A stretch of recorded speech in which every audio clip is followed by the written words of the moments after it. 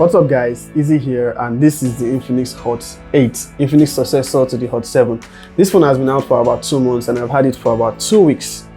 There's been a lot of hype around this phone by Infinix. The marketing has been really high. So in this review, I want to find out if this phone is really worth the hype. If you have not yet subscribed to my channel, please hit the subscribe button. Without wasting much time, let's get into the review.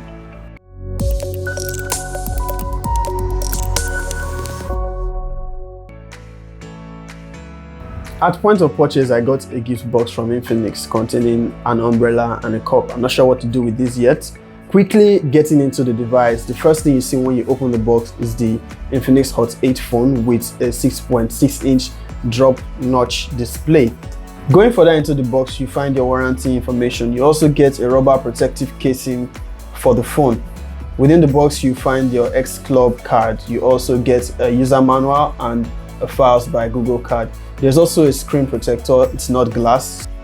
You get the earpiece, you get a charger, 5 volts, and you get the USB connector for the charger. Removing the stickers from the back and the front of the phone, you unveil the 6.6-inch drop notch display. At the bottom of the phone, you get your speaker grills, micro USB charging ports, a microphone, and a 3.5mm headphone jack. On the right side of the phone, you get your volume rocker buttons and your power button. On the left side, you only get the SIM card tray. At the top of the phone, there is nothing. Quickly going into the setup, it took less than 5 minutes to set up.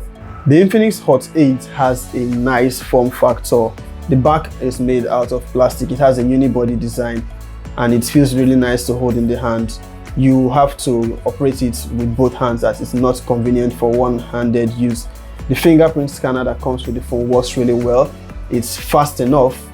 It also has face unlock feature, but I find the fingerprint the more secure option.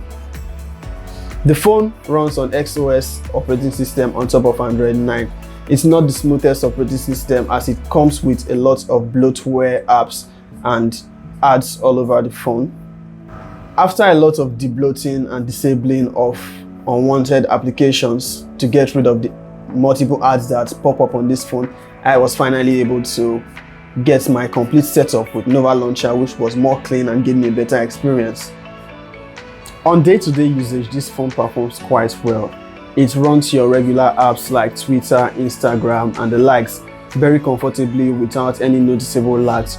You can switch between apps comfortably without having any problems. It has 2 gigs of RAM and I would say this phone handles itself quite well, although it doesn't keep a lot of apps in memory, but for the price point, I would say it's a pretty good deal. Multitasking on this phone does pretty decent. It handles the app you throw at it comfortably. You can switch between apps and you can use it for split screen multitasking. It doesn't allow you to resize the window though. It also does well with media consumption. Considering the 6.6 inches drop notch display, it does pretty well. You can use it for consuming content and you would enjoy watching videos on this device, although it doesn't go above 720p resolution. The Infinix Hot 8 has Dirac sound. Here is what the speaker sounds like.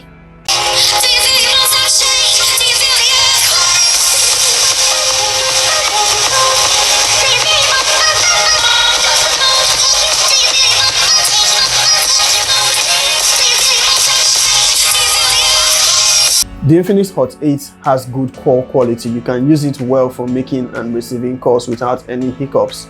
The Infinix Hot 8 has a triple AI camera setup at the back. There's a 13 megapixel rear camera, a 2 megapixel depth sensor, and a QVGA camera. It also has quad flash.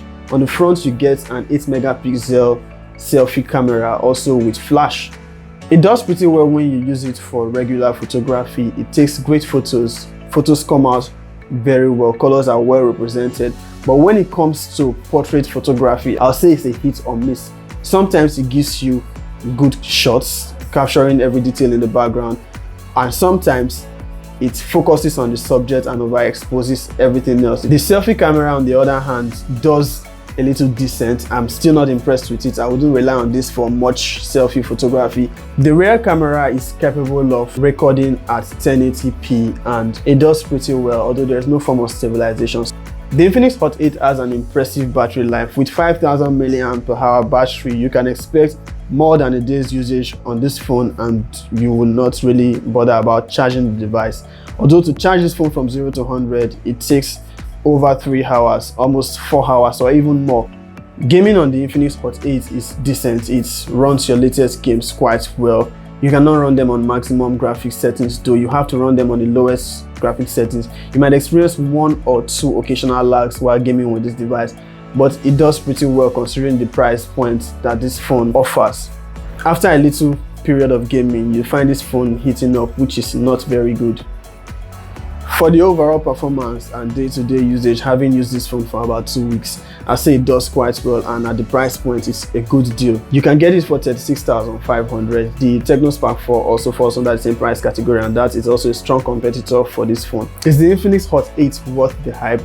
Well, that will be for you to decide. In my own opinion, I think it's just there, considering that the Tecno Spark 4 also offers similar specifications at a little lower price. So that's it for this review, guys. What are your thoughts on the Infinix Hot 8? Is it worth the hype? Would you buy the Infinix Hot 8? Do leave a comment in the comment section.